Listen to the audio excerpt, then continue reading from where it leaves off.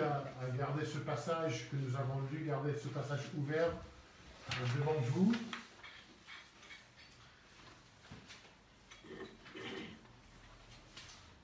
Et la semaine dernière, on a appelé notre prédication vers le pays lointain. Et ce matin, je donne à la prédication le titre « La vie dans le pays lointain ». Dimanche dernier, on a commencé à examiner la parabole de Jésus, qui est souvent appelée le fils prodigue. J'ai osé proposer d'autres noms pour cette parabole. Et au début du chapitre, nous avons lu aujourd'hui, nous lisons que tous les publicains et les gens de mauvaise vie s'approchaient de Jésus pour l'entendre. Jésus parle à ceux dont le péché est évident à tous. Ceux qui sont exclus de la société à cause de leur péché. Il parle aussi aux pharisiens qui les critiquent aussi. Il parle à ceux et de ceux qui sont perdus. Il raconte 3 paraboles et dans chacune des 3, il parle de quelque chose qui est perdu. Une brebis, une pièce d'argent et un fils. Alors quel est le but de Jésus dans ces paraboles? Pourquoi les raconter? Qu'est-ce qu'il veut communiquer? Qu'est-ce qu'il veut communiquer aux gens conscients de leur péché? On pose cette question d'abord. Et dans quelques semaines, on va poser la question qu'est-ce qu'il veut communiquer aux pharisiens qui ne sont pas conscients de leur péché? Qu'est-ce qu'il veut communiquer à ceux qui sont conscients de leur péché? Il veut communiquer et leur montrer l'attitude de Dieu envers ceux qui sont perdus. Dans la première parabole, on voit le berger qui part à la recherche de sa brebis perdue et qui continue à chercher jusqu'à ce qu'il la trouve. Deuxième parabole, une dame qui perd une pièce d'argent de grande valeur et elle met sa maison sans dessus-dessous pour la trouver.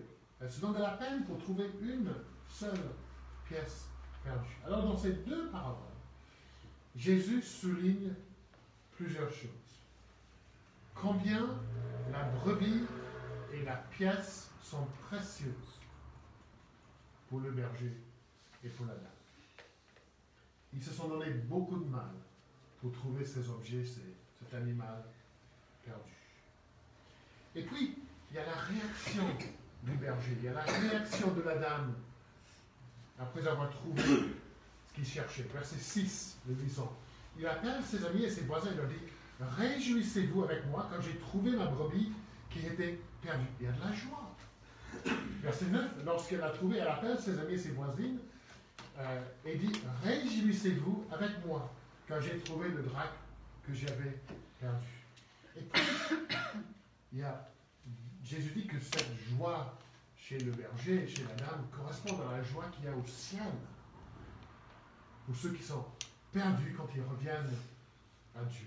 Verset 10. De même, Jésus dit, je vous le dis, il y a de la joie devant les anges de Dieu pour un seul pécheur qui se repent.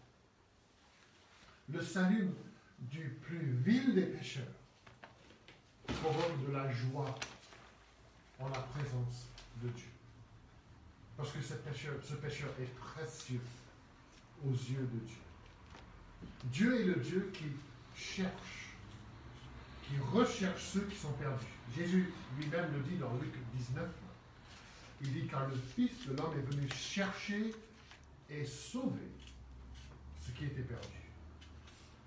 Donc dans les 2 premières paraboles, Jésus souligne la recherche de la brebis et de la pièce. Mais dans la 3e, il nous donne un aperçu de ce que veut dire perdu. Il n'a pas décrit la vie de la brebis, loin de la bergerie. Il n'a pas décrit les heures que la pièce a passées en dessous du fauteuil, dans l'obscurité. Il n'a pas dit ça. Mais là, il décrit ce que veut dire être perdu pour le Fils. Nous avons vu dimanche dernier qu'on commence à se perdre quand on choisit de vivre sans Dieu. Quand on se détourne de sa présence, de sa parole, de son influence. Le jeune fils veut accepter la bonté de son père, mais il ne veut aucune relation avec lui. Ça, c'est l'origine de tout notre péché. Mener une vie sans référence à Dieu, dire non à Dieu, bannir Dieu de notre vie. Et il part pour vivre loin de son Père, tout comme on part pour vivre loin de Dieu.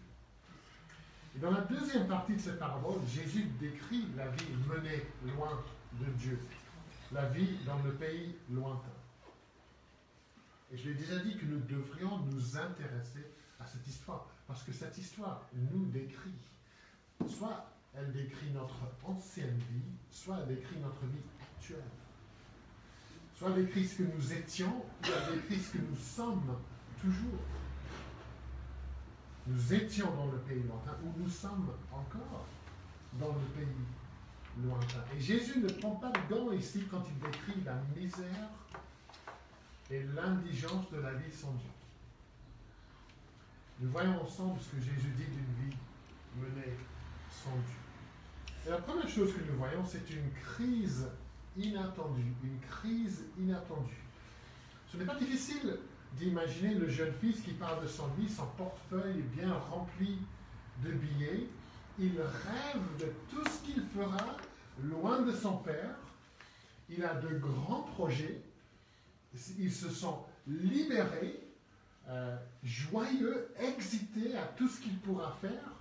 Il est plein d'anticipation. La vraie vie va maintenant commencer, loin de mon père. Il y a une chanson de rock britannique, si vous connaissez le groupe Queen. Pas souvent que je cite Queen dans une prédication, mais ils ont une chanson qui s'appelle « Don't Stop Me Now ». Ne m'arrêtez pas maintenant. Je traduis les paroles. Je me régale trop, je m'amuse comme un fou, je ne veux pas du tout arrêter. Vous pouvez écouter ça si vous voulez demain. Faites ça demain. C'est pas une activité pour le dimanche. Le jour du Seigneur, écoutez les chants de Queen. Mais ce qui est décrit dans cette vie, c'est une vie, c'est la vie de ce jeune hédoniste. Quelqu'un qui vit pour le plaisir. Qui vit pour faire ce qui lui plaît. Ça, c'est le but principal de sa vie. Ne m'arrêtez pas maintenant. Je me régale trop. Et tout commence très bien pour lui. Il fait la fête, il se fait des amis. Selon ce que dit le frère aîné au verset 30, vous avez remarqué ce qu'il a dit. Il a gaspillé son argent avec des prostituées. Donc il se donne surtout au plaisir sexuel. Il ne se prive de rien. Et il est content. Il n'y a rien dans ce texte pour dire qu'il était malheureux. Aucune raison de penser le contraire. Sa conscience ne le trouble pas. Il se sent libre. Il vit pour le présent, aucune pensée de l'avenir. Il veut avoir le maximum de plaisir, le maximum de frissons maintenant, aujourd'hui. Ésaïe décrit cette vie dans Ésaïe 22, nous disons « Et voici de la gaieté et de la joie, on égorge des bœufs et on tue des brebis, on mange de la viande et on boit du vin, mangeons et buvons, car demain nous mourrons. Nous vivons pour aujourd'hui, pour les plaisirs d'aujourd'hui. » Et c'est comme ça que vivent beaucoup de nos contemporains, qui vivent pour les plaisirs de ce moment.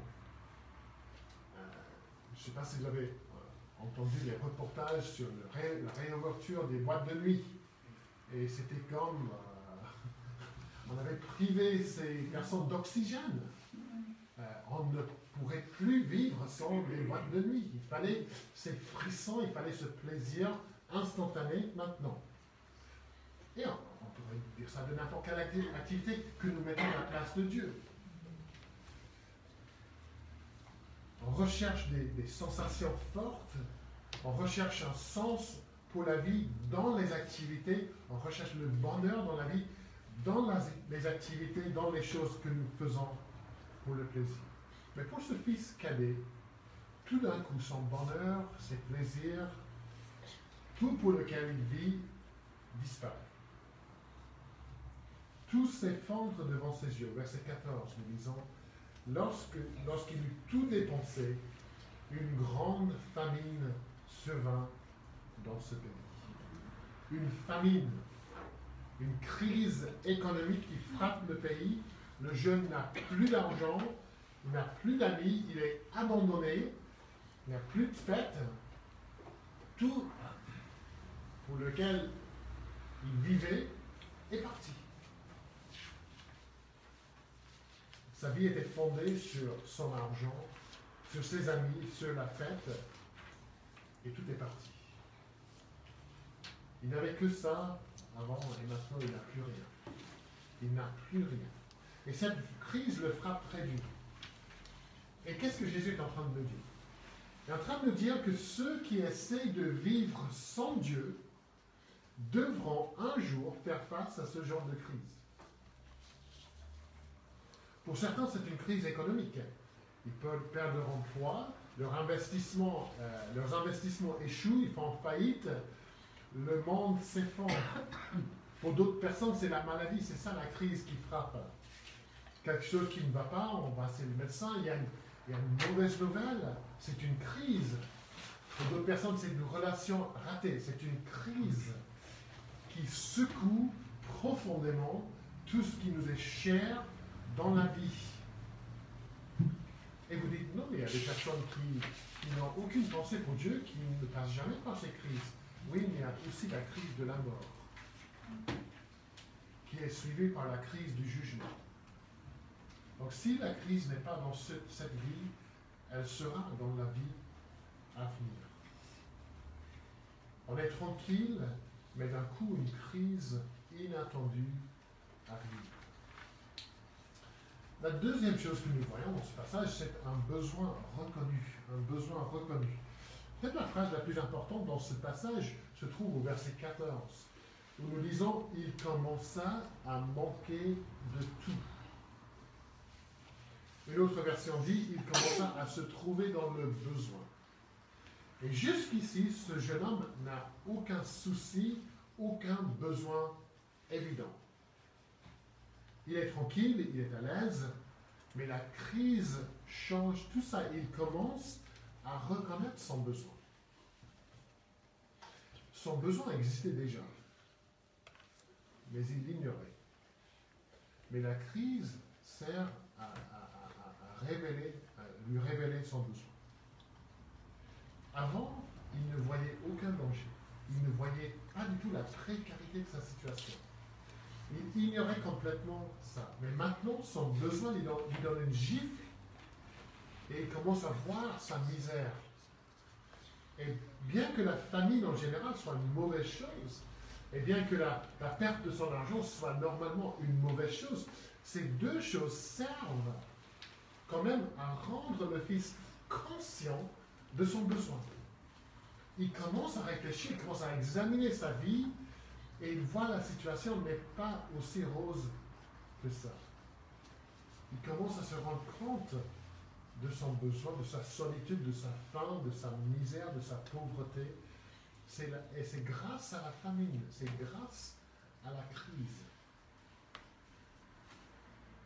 Et Jésus est en train de dire que reconnaître son besoin est toujours le premier pas vers Dieu sur le chemin de la repentance et de la foi. Si on ignore son besoin, on ne cherchera jamais de l'aide. On ne reviendra jamais à Dieu. Si on ignore son besoin, on ne demandera jamais du secours de Jésus le Sauveur. Pensez à quelqu'un qui fait une chute et qui se casse la jambe. La personne sait tout de suite qu'il y a un problème. Tout de suite. Et la personne crie au secours tout de suite. Normalement. Cette personne a mal, elle ne peut pas marcher, elle a besoin d'aide et elle le sait. La douleur l'avertit du besoin. Mais si quelqu'un est atteint d'une maladie virale, ça pourrait prendre des semaines à se manifester. Et la personne, pendant ces semaines-là, la personne ignore complètement son besoin. Elle pense qu'elle va très bien. elle mène une vie normale, il n'y a pas de douleur, mais le virus nuit à son organisme.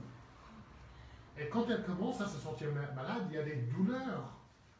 Elle entend la sonnerie d'alarme, et là, elle est consciente de son besoin. Mais elle peut passer des semaines sans reconnaître son besoin.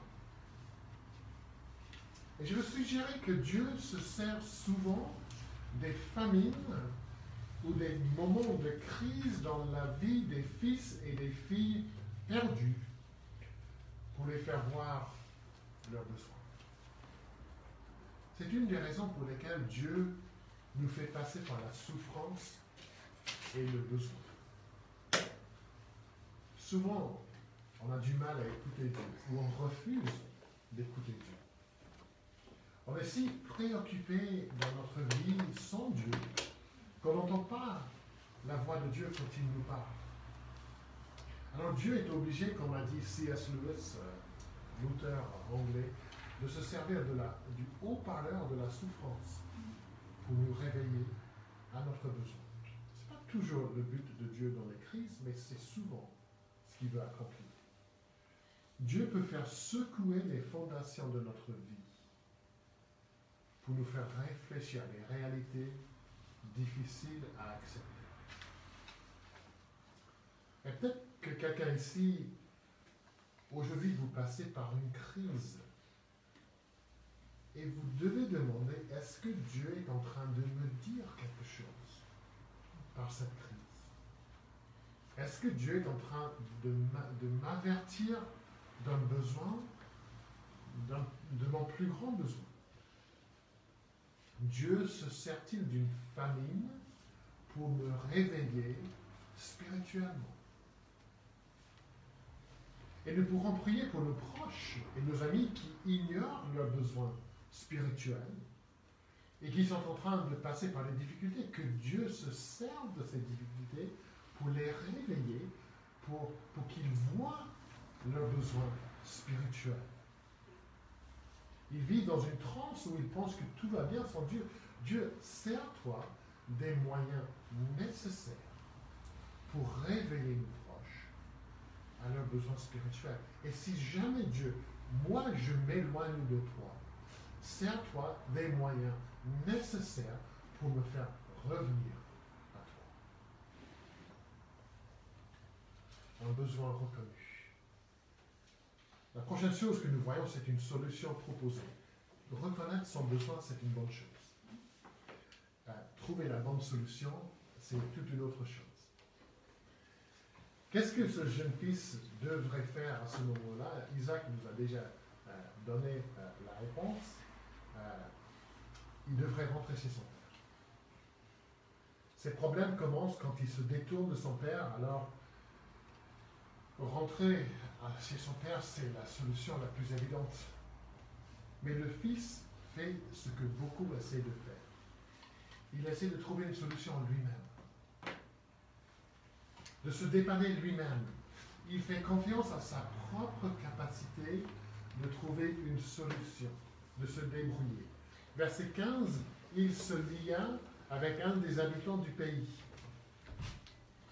Au lieu de quitter le pays et de rentrer chez son père, au lieu de quitter le pays où il se trouve dans le besoin, il décide de rester dans ce pays où il y a la famine et de trouver une solution lui-même.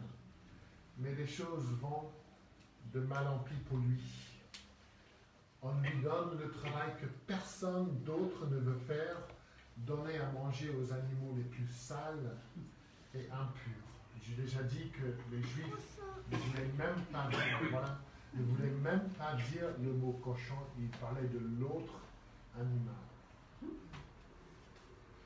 Quel abaissement, quelle honte, quelle humiliation pour ce jeune qui avait abandonné sa relation bénie, si privilégiée avec son père. Quel cauchemar pour ce jeune homme qui avait tant de grands rêves pour lui-même. Mais il y a pire. Verset 16. Il aurait bien désiré de se rassasier des caroubes que mangeaient les pourceaux, mais personne ne lui en donnait. Au lieu d'admettre sa faute, au lieu de confesser son péché, Au lieu de demander pardon, il continue à creuser dans le trou de sa misère et de son humiliation. Il est comme un animal sauvage. Ce jeune homme qui se croyait libre, et c'est ça la tristesse, il se croyait libre, émancipé de son père. Il vivait sans restreint, sans règle. Le voilà, le museau dans l'abreuvoir avec des cochons. Pensez à tout ce qu'il avait quitté. Pensez à l'amour et la générosité de son père. Pensez au confort de sa maison, la sécurité de son travail, et il choisit de laisser tout ça derrière. Il se croit plus libre sans son père. Mais regardez, quel réquisitoire accablant contre le péché, où on se croit libre, mais on est esclave. Et Jésus nous donne ici une illustration de ce qui se passe quand nous essayons de trouver en nous-mêmes une solution au problème de notre péché. La Bible nous donne des exemples de ceux qui essaient de trouver une solution pour régler le problème de leur péché. Adam et Ève, les premiers êtres humains à avoir péché, ils cherchent à trouver leur propre solution. Ils se font des vêtements de feuilles pour couvrir leur honte, mais ça ne marche pas. Ils reconnaissent bien leurs besoins, mais au lieu de se tourner à Dieu, ils font leur propre truc. Ils cherchent la solution en eux-mêmes. Il faut que Dieu leur fasse des vêtements. Et pour notre salut, Dieu sait que nous ne pouvons rien faire pour nous sauver nous-mêmes. Alors Dieu doit pourvoir un sauveur pour nous. La solution à votre plus grand problème ne se trouve pas en vous-même. Et c'est tellement triste en France et ailleurs de nos jours de voir beaucoup de personnes qui voient leurs besoins, qui reconnaissent que quelque chose ne va pas. Ils ne sont pas contents, il y a un vide. Ils restent sur leur faim spirituelle, mais ils essaient toujours de trouver une solution en eux-mêmes. L'humanisme nous dit que la solution se trouve toujours dans l'être humain. J'ai jeté un coup d'œil, ça vaut la peine de le faire sur Amazon.fr. Je ne dis pas d'acheter vos livres sur Amazon.fr, mais juste pour l'exercice, regardez les titres des livres de développement personnel. Ou allez chez Leclerc ou dans une librairie, les titres des livres sur le développement personnel. Voici quelques titres. Imparfait, libre et heureux. Entre parenthèses, pratique de l'estime de soi. Votre chemin de vie, une méthode pour en découvrir le but. Et encore un titre, transformez votre vie, une pensée positive pour changer votre vie.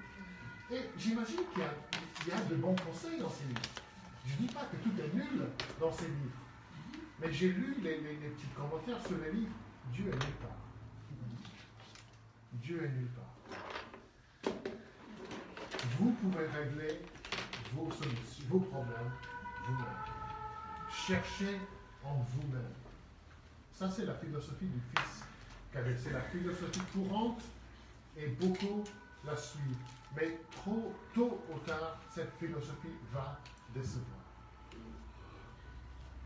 Proverbe 16, verset 25, nous lisons, « Il arrive qu'un homme estime sa conduite droite, mais finalement, elle le mène à la mort. »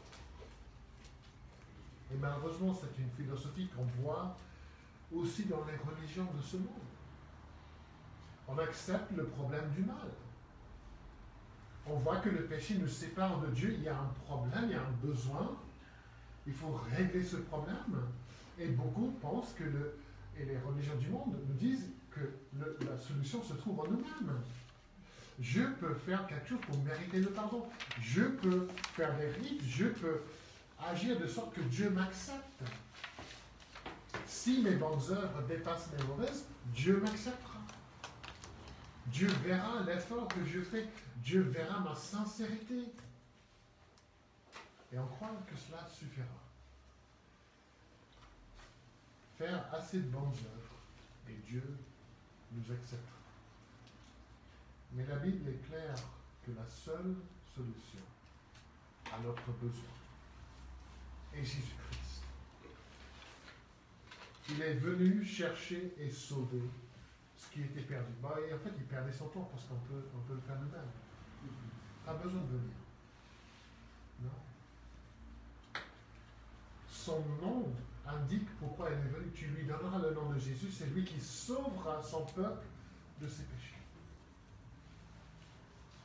Jésus qui n'a jamais péché, qui n'est jamais allé dans le pays lointain, qui a obéi parfaitement à son Père, il a pris sur lui-même le péché des fils et des filles perdus. Comme nous. Il a payé la dette, sa mort a payé la dette, et au lieu de chercher en nous-mêmes la solution à notre plus grand besoin, il faut que nous nous tournions à Jésus-Christ. Parce qu'en Christ, nous avons le pardon, le salut, la vie, la grâce. Et voilà la différence essentielle entre l'évangile chrétien et toute autre religion. Les autres religions nous disent que l'homme peut être réconcilié avec Dieu grâce à ses propres efforts. L'évangile nous dit non. Les autres religions nous disent le jeûne, la prière, le baptême, les pèlerinages, la souffrance, les bonnes œuvres. C'est ce qu'il faut faire. Hier soir, on lisait un petit livre sur les pays différents du monde et on lisait sur l'Arabie Saoudite. Et tous les rites qu'on fait là-bas, chaque année pendant le Hajj, tous les trucs bizarres qu'on fait, et si on fait ça, Dieu, peut-être que Dieu nous acceptera. L'évangile de Jésus-Christ nous dit, l'homme ne peut rien faire pour régler le problème de son péché, de cette relation brisée avec Dieu. Mais Jésus-Christ a déjà payé la dette et il offre le salut, le pardon, la réconciliation à nous tous. Les amis, nous voyons dans ce passage une image triste d'une vie dominée par le péché. Une vie qu'on vit loin de Dieu. Une vie gaspillée. Gaspillée. Une vie perdue. Une vie désespérée. Et avant et après la crise. Sa vie avant la crise est aussi triste que sa vie après. Ça a l'air moins triste. Mais elle est aussi triste. En fait, elle est plus triste. Parce qu'il ne voit pas son besoin. Mais dans les deux, Dieu est exclu. Et Jésus décrit ici les gens créés pour louer Dieu, pour aimer Dieu, pour servir Dieu, pour contempler la gloire, pour lever les yeux, pour voir la gloire de Dieu. Et au lieu de faire ça, ils ont les yeux dans l'abreuvoir du péché, comme des cochons. Donnez-moi encore de ce monde, au lieu de lever les yeux pour voir la gloire de Dieu. Les grands de ce monde, à côté des soi-disant vauriens. Certains le font habiller en costume de marque. Ils vont ensemble avec des personnes en guenilles, des vêtements déchirés. Tous les deux, le nez, le museau dans l'abreuvoir du péché. Ils étaient créés pour louer Dieu, pour contempler la gloire de Dieu. C'est ça la vie dans le pays lointain. Et si Dieu vous a déjà sauvé d'une telle vie, j'espère, je sais que vous voyez combien vous devez en être reconnaissant. Seigneur, me voilà, j'étais ce fils. Et grâce à toi, je ne suis plus dans ce pays lointain. Seigneur, merci. Je te dois tout. Vous pouvez lire avec John Newton, l'ancien marchand d'esclaves devenu pasteur, qui a écrit « Grâce infinie de notre Dieu qui un jour m'a sauvé. J'étais perdu, errant de lieu en lieu, quand il m'a retrouvé. » C'est Dieu qui fait grâce, c'est Dieu qui recherche et c'est Dieu qui sauve. Et si vous êtes toujours dans le pays lointain, sachez que la crise viendra. La famine viendra. Si ce n'est pas dans cette vie, ce sera dans l'au-delà. Et écoutez ce que Jésus vous dit ce matin. Vous pensez que vous vivez, que vous êtes en vie. Maintenant, vous êtes mort. Écoutez ce que Jésus vous dit ce matin. Moi, je suis venu pour que vous ayez la vie et que vous l'ayez en abondance. La vie abondante, c'est en Christ. Ce n'est pas dans le pays lointain. La vraie vie, la vraie liberté, le vrai bonheur se trouve entre Christ et en Christ.